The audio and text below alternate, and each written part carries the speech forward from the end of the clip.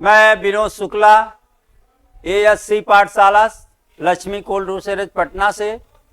जैसा कि आप जानते हैं कि हमारे यहाँ सीटेट की बैच क्या आरंभ हो चुका है, क्लासेस चल रहे हैं। और इसमें आज का जो मेरा विषय है, आज का विषय क्या होगा, संस्कृत के जो चैप्टर होंगे वह क्या होंगे, संधियाँ। तो सारे चैप्टर जो हैं, सारे विषय की चीज़ें चल रही हैं। और आप जैसा कि देखते हैं स्क्रीन पर भी आप देख रहे हैं कि लक्ष्मी कोल्ड ASC पाठशाला, इसका फोन नंबर दिया गया है। सारी चीजें आपके पास यहाँ इंफॉर्मेशन पूरी तरह से लिखी हुई है। और आपको जरूरत है कि पाठशाला तक पहुंचने की, जो भी पाठशाला तक पहुंचा और उसका रिजल्ट निश्चित ही होना है। तो आप बहुत देर न करिए, क्योंकि इस समय त्योहारों के मौसम चल रहे हैं, उसमें हमें डूबने की जरूरत नहीं है। हमें अपने लक्ष्य की ओर आगे बढ़ना है। तो सारी बातें समाप्त करते हुए मैं अपने विषय पर आता हूं। और आप लोगों को धन्यवाद, जो लोग भी इससे जुड़ रहे हैं, जो वीडियो देख रहे हैं। तो आज का मेरा विषय क्या है, मेरा पहला ये क्लास है संधि, जिसमें से हमने आपको संपूर्ण विश्लेषण की बातें बताई थी कि सारे संपूर्ण विश्लेषण आपके क्या होंगे, सारे संपूर्ण विश्लेषण आपके साथ चलते रहेंगे। तो इस तरीके से आज मेरा जो विषय होगा संधि। संधि हिंदी में भी आती है, संस्कृत में भी आती है। इसीलिए जो संस्कृत की पेडागोजी है वही क्या है, हिंदी की भी पेडागोजी है। केवल क्या है, शब्द में क्या है, वह संस्कृत में लिखा होता है, ये हिंदी में लिखा होता है। तो अगर संधियां आप पढ़ लेते हैं तो जो संस्कृत के विद्यार्थी हैं उनके लिए और हिंदी के लिए, दोनों के लिए कॉमन चीजें हो जाती हैं। तो आइए हम आज संधि की विशेषताएं देखेंगे, संधि की परिभाषाएं देखेंगे, कैसे हम संधियों को करें। और बहुत ही आसान तरीके से आप संधि जान सकते हैं, कोई भी उसमें बहुत दिमाग लगाने की जरूरत नहीं है। तो आते हैं, देखते हैं क्या है संधि। आज का विषय क्या होगा, संधि।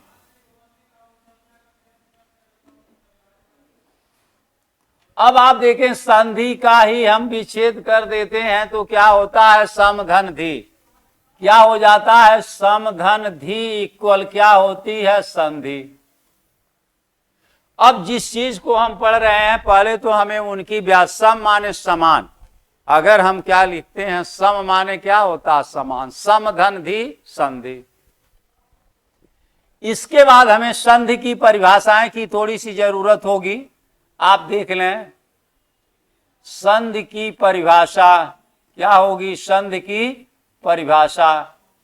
तो क्या होता है, दो वर्णों के मेल से जो विकार, दो वर्णों के मेल, दो वर्णों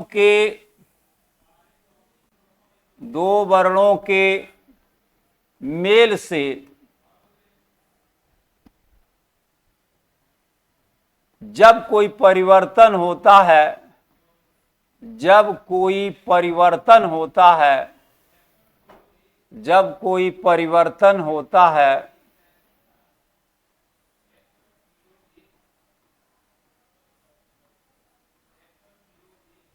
तब उसे हम क्या कहते हैं, संधि। तब उसे संधि का नाम देते हैं।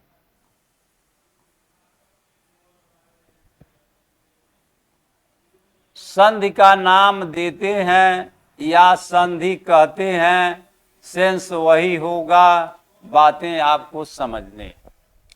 तो वर्णों का मतलब क्या, ये जो वर्णों में क्या आते हैं, स्वर और व्यंजन, स्वर और व्यंजन।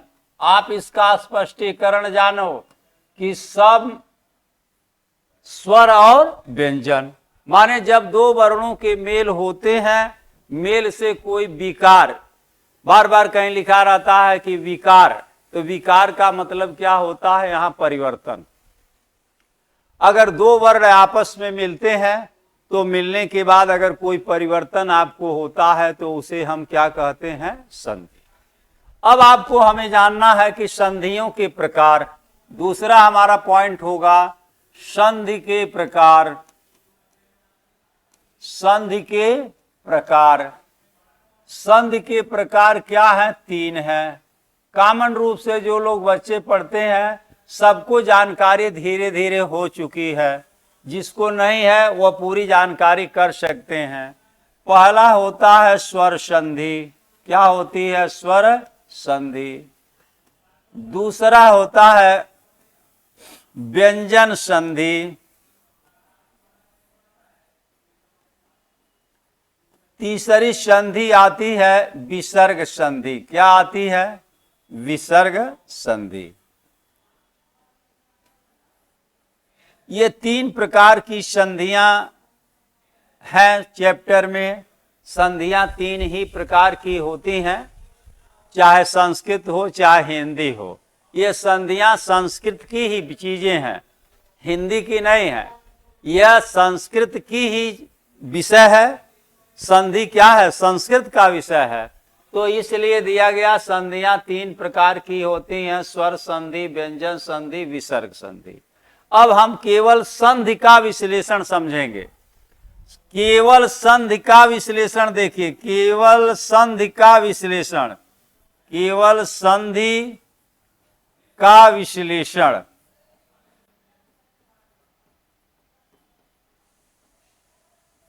अभी हमें क्या देखना है? केवल संधि का विश्लेषण देखिए, जो ऊपर परिभाषा के अकॉर्डिंग आपको चलना है। तो दिया गया जब 2 वर्ण आपस में मिलते हैं तो 2 वर्णों में क्या है? कभी स्वर और स्वर मिलेंगे तभी 2 वर्ण हो जाएंगे, कभी क्या होगा? स्वर और व्यंजन मिलेंगे, ऐसी स्थितियां आपको आएंगी। जैसे आपने देखा रमेश लिखे आप, बहुत पूछा जाता है रमेश की संधि। रमाधन ईश, रमाधन ईश इक्वल क्या हो गया? रमेश। क्या हो गया? रमेश। अब यहां देखिए एक वर्ण आ है और दूसरा वर्ण ई है, तो क्या बना दिया? ए। क्या बना दिया? ए। कभी समान वर्ण होंगे, 2 वर्णों में क्या हो सकता है? कभी समान वर्ण भी मिलेंगे, कभी असमान वर्ण भी मिलेंगे, ये दोनों बातें होंगी। तो आप देखिए आ और ई 2 समान वर्ण मिल रहे हैं और समान वर्ण मिल करके क्या परिवर्तन किए? आ और ई मिल करके ए बना दिए। कभी असमान वर्ण भी मिलेंगे, अब स्वर में कभी असमान वर्ण भी मिलेंगे। जैसे देखिए ये क्या है? समान वर्ण। क्या है? समान स्वर वर्ण मिल रहे हैं, और कभी स्वर में भी कभी असमान वर्ण भी मिल सकते हैं। क्या हो सकता है? स्वर में कभी असमान वर्ण मिल सकते हैं। जैसे हमने लिखा अत्यंत, अतिधन अंत, अतिधन अंत। अब आप क्या करेंगे? यहां देखो ई आया और यहां क्या आया? अ आया। ई और अ मिल करके क्या बना दिए? ये। तो स्वरों में कभी समान वर्ण भी मिलेंगे, कभी असमान वर्ण भी मिलेंगे। तो जब दो वर्ण आपस में मिल करके कोई परिवर्तन करते हैं तो उसे हम क्या कहते हैं? संधि। तीसरी बात आप देखिए, चौथा नियम, इसमें क्या आएगा आपको? संधि में स्वर और व्यंजन दोनों का मेल है, दोनों बातें आएंगी। जैसे लिखा गया वागदान, वागदान। आप देखिए वाक धन दान, वाक धन दान। अब यहां देखिए क मिल रहा है, द मिल रहा है, ये व्यंजन हो गया। इस तरीके की संधियां आपसे पूछी जाएंगी। अब हम आते हैं अपने अन्य चैप्टर पर। अब एक एक करके संधियां हमें पढ़ना है, जिसमें से पहली संधि क्या होती है? स्वर संधि। जैसा कि हमने बताया स्वर संधि, स्वर संधि क्या हमने बताया? स्वर संधि। अब आप देखिए, अब पहले हम स्वर संधि की परिभाषा जाने और स्वर संधि के भेद। अब स्वर संधि जब दो स्वर आपस में मिलकर, जब दो स्वर आपस में मिलकर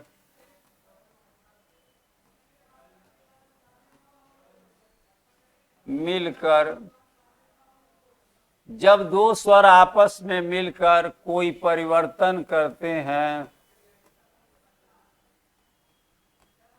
कोई परिवर्तन करते हैं, तब उसे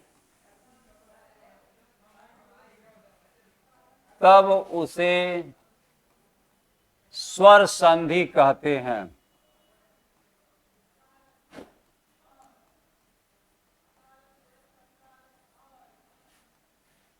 तब उसे स्वर संधि कहते हैं। अब आपको स्वर संधि की परिभाषा बताई गई। जैसे लिखा गया रेखांकित, रेखांकित, रेखा धन अंकित, रेखा धन अंकित। अब आपको बताइए रेखा धन अंकित, यहां आ हो गया और यहां अ हो गया, दोनों मिलकर क्या बनाए? आ। ये क्या है? समान वर्ण वाले। क्या है? समान वर्ण वाले हैं। अब आपको दिया गया दूसरा, असमान वर्ण वाले भी आ जाएंगे। स्वर में दोनों चीजें चलेंगी, समान वर्ण और असमान वर्ण, दोनों चीजें आपकी क्या करेंगी? चलती रहेंगी। अब जैसे दिया गया सदैव, सदा धन एव, सदा धन एव, सदैव। आ और ए दोनों मिलकर के क्या बना दिए? ऐ। क्या बना दिए? ऐ। देखिए ऐ की मात्रा यहां लगी हुई है। अब आप इसको देखिए, आप देखने के बाद अब ये स्वर संधि की क्या है? परिभाषा। अब आगे जब पूरा आप प्रारूप जान लेंगे तो आपको बातें समझ में आएंगी। अब क्या है? स्वर संधि के भेद, स्वर संधि के भेद।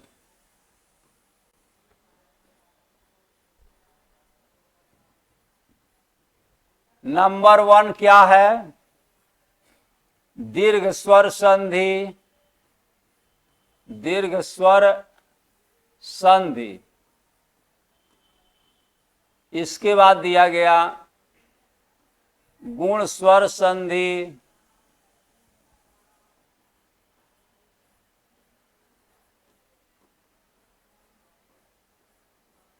तीसरा है यण स्वर संधि,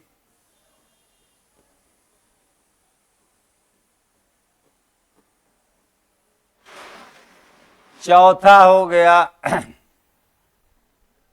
वृद्ध संधि,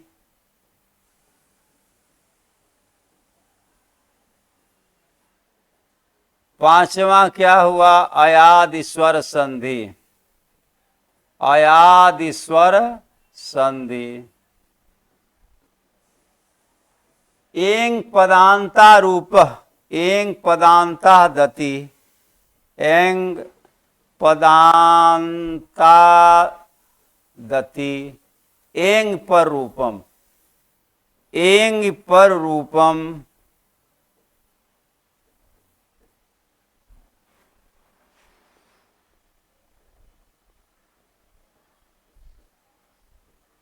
ये आपकी संधियां हैं। अब क्या है? हिंदी में मात्र सुनिए, यह हिंदी में मात्र इतनी संधियां ही पढ़ाई जाती हैं, और जब संस्कृत में चलते हैं तो पूर्व रूप और पर रूप। क्या होता है?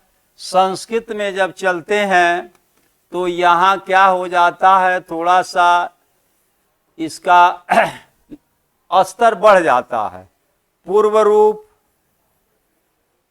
पूर्व रूप संधि और पर रूप संधि, पर रूप संधि। ये दो चीजें आपको थोड़ी सी बढ़ जाती हैं, बहुत आसान है, कुछ भी करने की जरूरत नहीं है।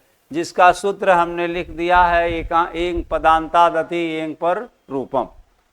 तो आपको ये संधियां दी गई, पुनः एक बार देखें, पुनः एक बार देखिए, समझिए, समझने से ही आएगा। स्वर संधि के भेद है। स्वर संधि के भेद में क्या दिया गया है? दीर्घ संधि, गुण संधि, यण संधि, वृद्ध संधि, अयादि संधि, एक पदांता दति एक पर रूपम। ये संधियां आपको पढ़ना है। अब हम आपको अपने से आते हैं एक संधियों पर। अक सवर्णे दीर्घ, अक सवर्णे दीर्घ। अब क्या है? स्वर संधि के भेद में पहली संधि आपकी होगी स्वर संधि के भेद में आपका नंबर एक पहली संधि क्या आ गई? दीर्घ स्वर संधि। क्या आ गई? दीर्घ स्वर संधि।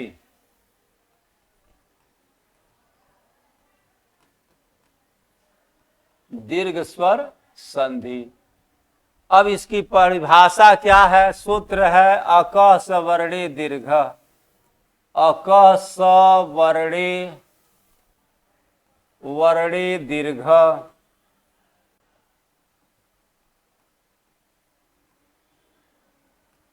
ये सूत्र है अक। अक क्या है? अक सवर्णे दीर्घ। अक है क्या? अब अक का अर्थ जान लीजिए। अक, अक क्या है? प्रत्याहार है। अक क्या है? प्रत्याहार है। 42 प्रत्याहार होते हैं। मुख्यतः क्या होता है? शंकर जी ने डमरू बनाया था, 14 सूत्र निकले, उनसे क्या हुआ? 42 प्रत्याहार बनाए गए। तो अक क्या है? अक सवर्णे, अ ई उ री क्या होता है? अक के अंतर्गत, अक के अंतर्गत, अंतर्गत वर्ण क्या आते हैं? अ ई उ और री। ये क्या होते हैं? अक के। और क क्या हो जाता है? इति संज्ञक। क क्या हो जाता है? इति संज्ञक वर्ण है। इति संज्ञक वर्ण है। इति संज्ञक वर्ण माने इसकी गणना नहीं करते हैं। इति संज्ञक वर्ण का मतलब क्या हुआ? इसको केवल बताने के लिए, उच्चारण में लाने के लिए इसकी गणना नहीं की जाती है। तो अक क्या हो गया? अक में कौन कौन से वर्ण हुए? अ ई उ री। तो कभी कभी आपसे पूछ सकता है, सूत्र के बारे में आपसे पूछ सकता है, अक सवर्णे दीर्घ। अब इसकी परिभाषा क्या हुई? दीर्घ संधि की परिभाषा क्या कहती है? आप ध्यान देखें। जब अ ई उ, जब अ ई उ और री के बाद पुनः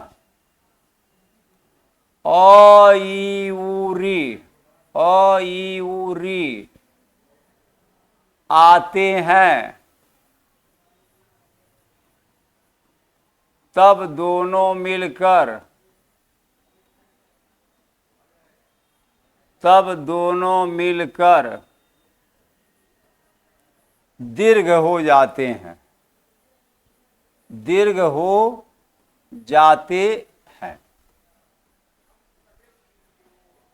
माने कहने का अर्थ यह हुआ, अगर अ के बाद अ आता है तो दीर्घ, अ के ई के बाद, इसका सेंस क्या हुआ? माने अ के बाद अ आएगा तो क्या बनाएगा? आ। यह ध्यान रखिए। और इसके 4 फैक्टर होंगे। आ बनेगा तो 4 फैक्टर पर 4 रूपों में आ बनता है। और आ बराबर आ होगा, दूसरा क्या है, आ और अ बराबर भी आ ही होगा, यह ध्यान रखने की जरूरत है। और अ और आ बराबर भी क्या होगा, आ ही होगा। और इसके बाद ई बराबर आ और आ मिलकर के क्या होंगे, आ ही होंगे। यह परिवर्तन, ये परिवर्तन, ये आ का परिवर्तन, ये किसका परिवर्तन है, आ का परिवर्तन है। 4 चीजें होंगी। अब आप देखिए ई का परिवर्तन, ई का परिवर्तन, ई के परिवर्तन में आप देखिए ई और ई मिलकर के क्या बनेंगे, दीर्घ ई, दीर्घ ई और ह्रस्व ई मिलकर के क्या बनाएंगे, दीर्घ ई। अब इसके बाद ह्रस्व ई और दीर्घ ई मिलकर के क्या बनाएंगे, दीर्घ ई। और दोनों क्या बनाएंगे, दीर्घ ई और दीर्घ ई भी बनेगा तो दीर्घ ई ही बनेगा। यह क्या हुआ, दीर्घ ई का परिवर्तन है। ये आपके सामने आया है, आप देखते रहें। इसके बाद दिया गया ऊ का परिवर्तन। ये क्या होता है, ऊ का, दीर्घ ई का परिवर्तन। यहां क्या लिखेंगे, आ का परिवर्तन। यहां अब दीर्घ ऊ का परिवर्तन। अब इसमें क्या होगा, दीर्घ ऊ का परिवर्तन।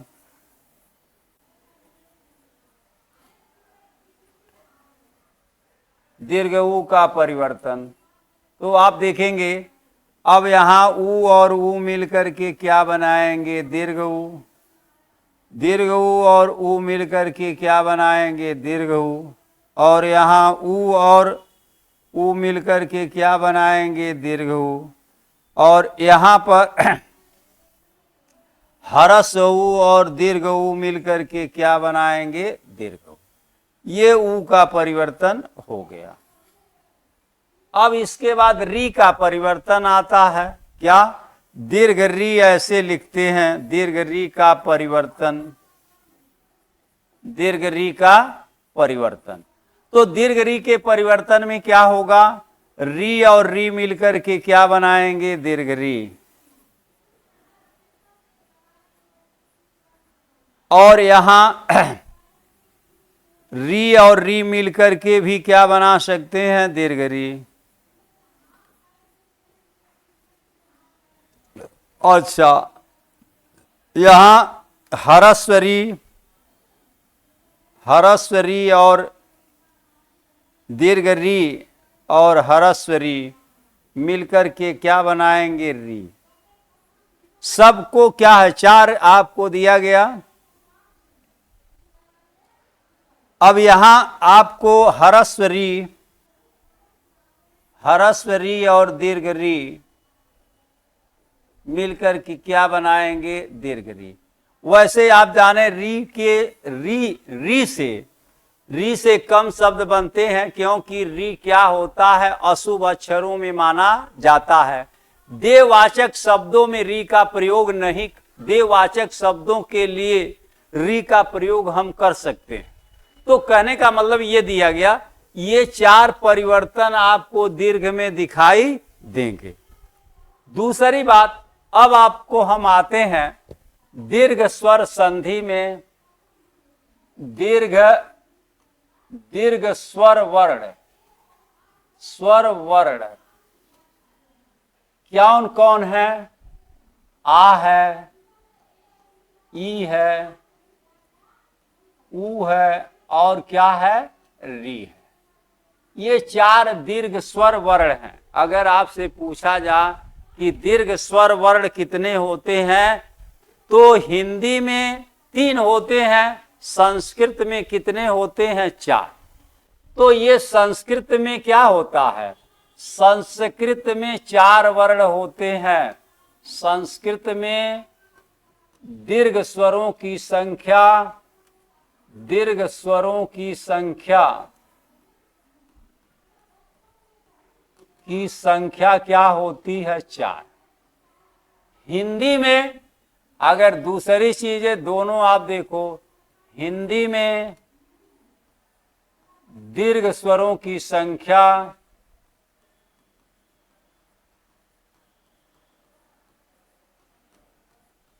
संख्या 3 होती है। क्या होती है? 3। क्योंकि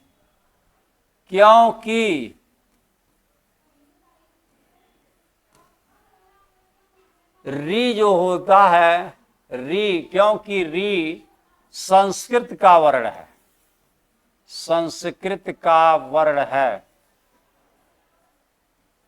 अब प्रश्न जैसे पूछता है आप उसका उत्तर दें। तो आपकी सारी बातें कॉमन जितनी है, आप पहले डायग्राम समझिए। अगर यह पूरा प्रारूप, पूरा इसका विश्लेषण जानते हैं तो संधि में कुछ नहीं है। अब जैसे मैंने चला, अब उदाहरण में आप देखिए दीर्घ का उदाहरण, दीर्घ संधि का।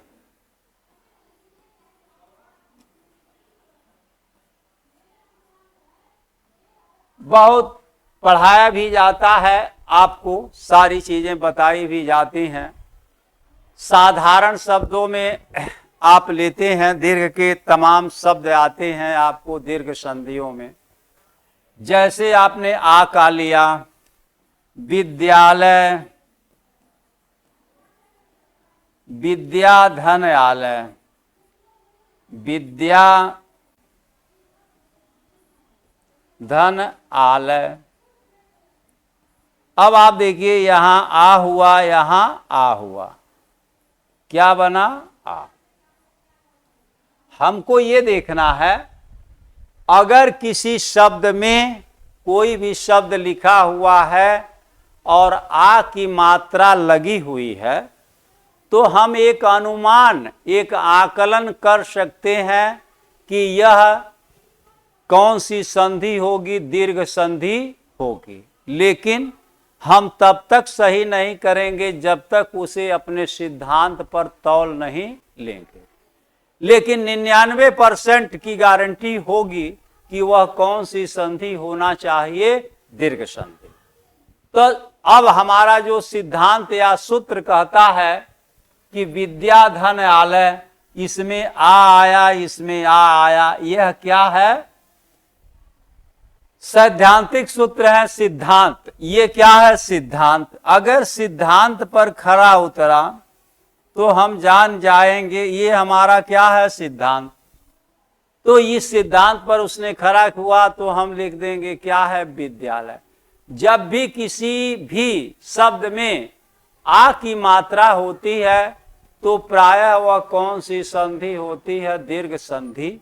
तो आपको कुछ नहीं करना, ये तो आप जब कोई शब्द दिया रहता है, शब्द में संधि पहचानना होता है तो आसान होता है। संधि के बाद जब हम विच्छेद करते हैं, विशेष ध्यान हमें क्या है? विशेष ध्यान विच्छेद पर रखना है। विशेष ध्यान हमें कहाँ रखना है? विशेष ध्यान विच्छेद पर रखना होगा, विच्छेद पर रखना होगा।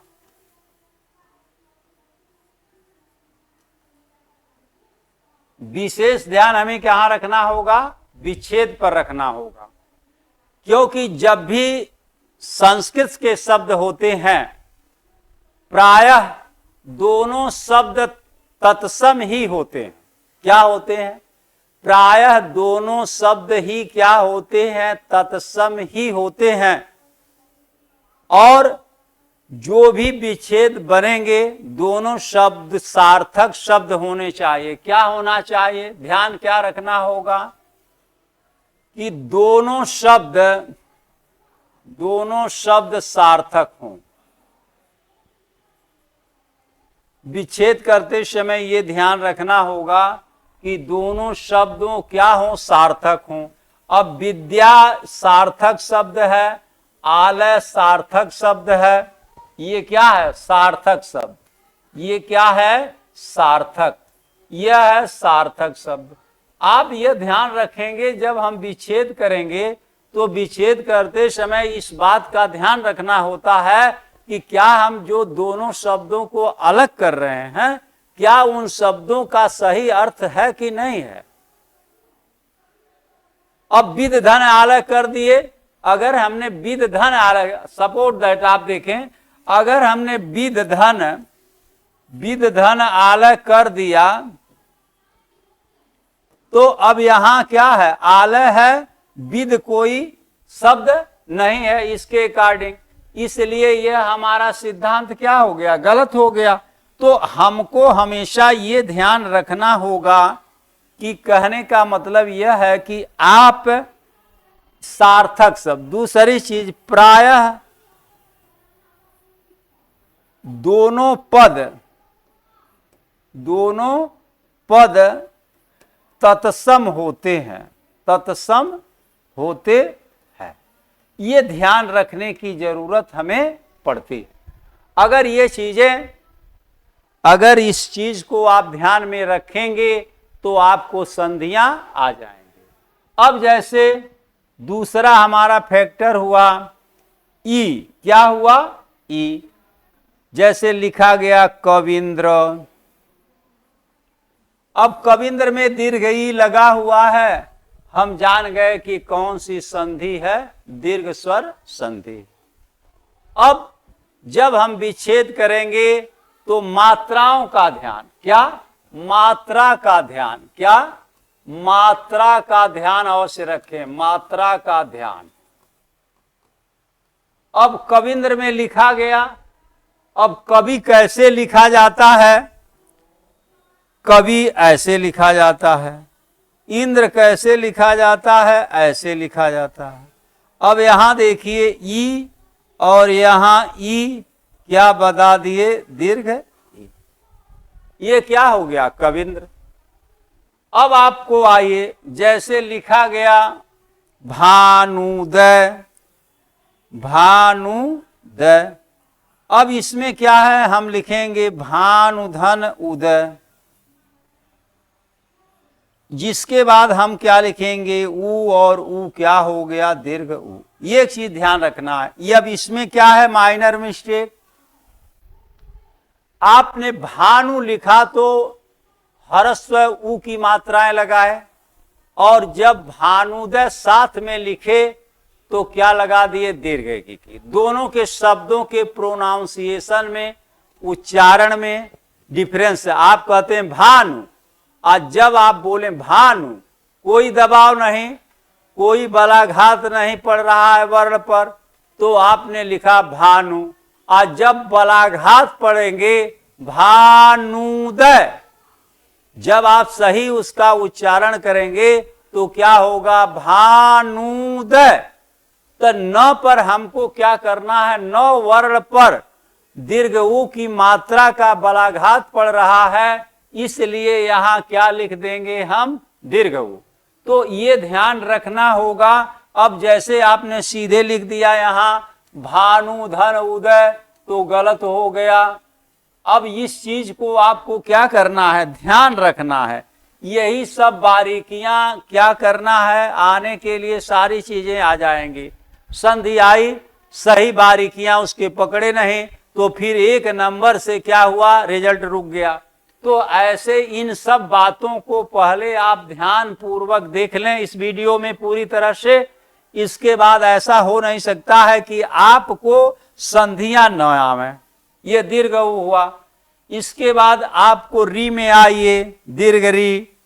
दीर्घ री में क्या है? कुछ कॉमन शब्द है। मैंने कहा कि री शब्द से शब्दों की संख्या बहुत सीमित होती है। री वर्ण से क्या होता है? कोई जल्दी शब्द बनते नहीं है। रेयर केसेस में बहुत शब्द बनते हैं जो अशुभ माना जाता। तो जैसे लिखा गया मातृण, मातृधन ऋण, मातृधन ऋण, ये आपका रहा मातृधन ऋण। दोनों री मिल करके क्या बना दिए? दीर्घ री। क्या बना दिए, दीर्घ री। ये संधियों के रूप हैं। अगर आप तो मैंने दीर्घ संधि बताया, आप कुछ भी न जानते हो ऐसे लिख लो, ये क्या है, 4 वर्णों का परिवर्तन, दीर्घ स्वर संधि,